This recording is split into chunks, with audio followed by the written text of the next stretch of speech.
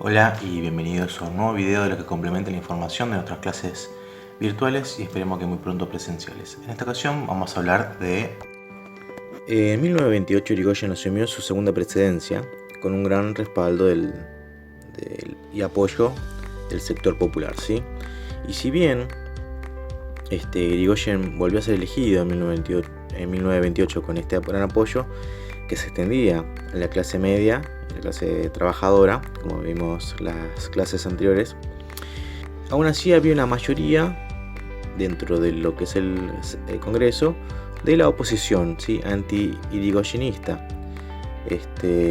Si bien toda la movilidad social, las medidas que había impulsado en su primer gobierno, ayudado por la cuestión del petróleo, esta nacionalización de los yacimientos petrolíferos que luchaban contra la invasión del capital extranjero, y le rindió tan buenos resultados a Irigoyen, aún así la fórmula Irigoyen-Beiró, que obtuvo el 57%, un poquito más,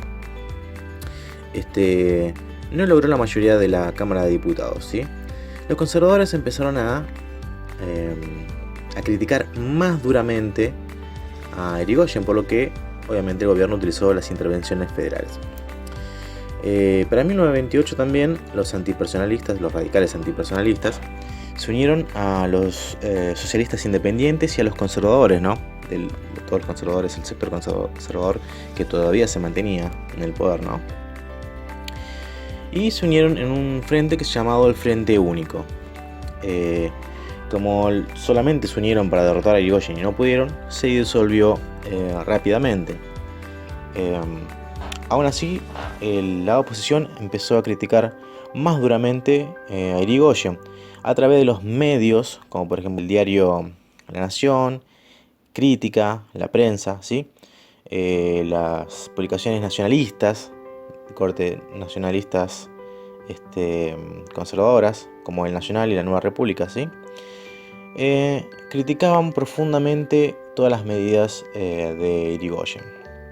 Estos medios hacían eco del sector conservador de los sectores conservadores europeos con el ascenso del fascismo, y estas ideas del fascismo italiano empezaron a calar profundamente en el imaginario común del sector conservador de la Argentina, ¿sí?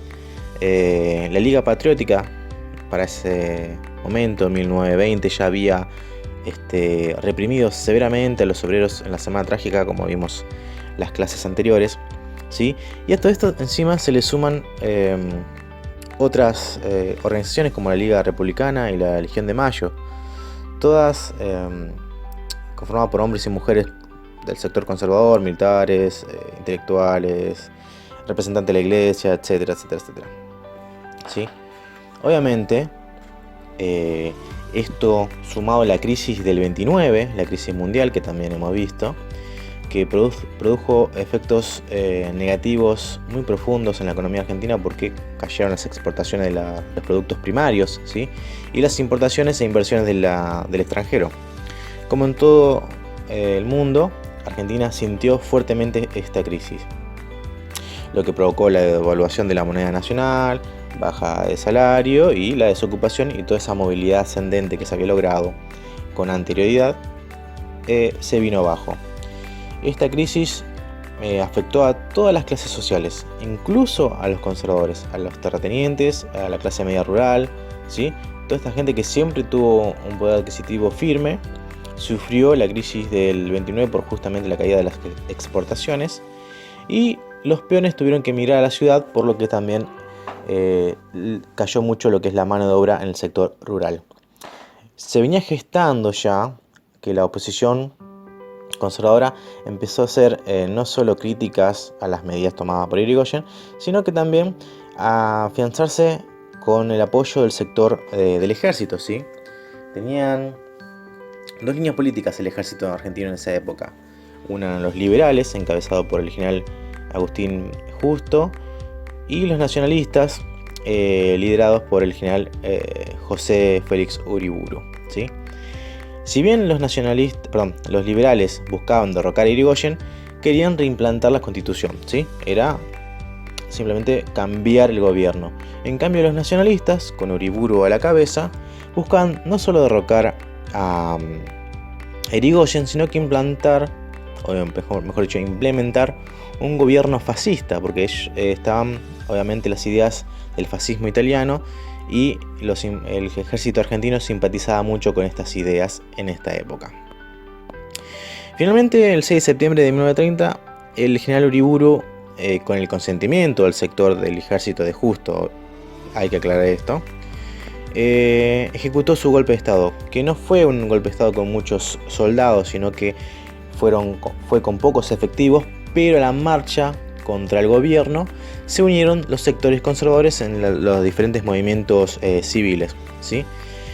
Obviamente Irigoyen fue depuesto y enviado a la isla Martín García, como frecuentemente se hacía con los presidentes depuestos, y Uriburu se asumió como presidente, ¿sí?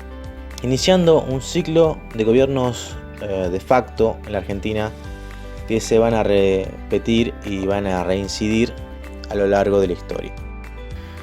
Bueno, eso es todo por hoy. Nos estaremos viendo, aprendiendo en un próximo video de los que complementan la información de nuestras clases virtuales. Hasta luego, buena jornada.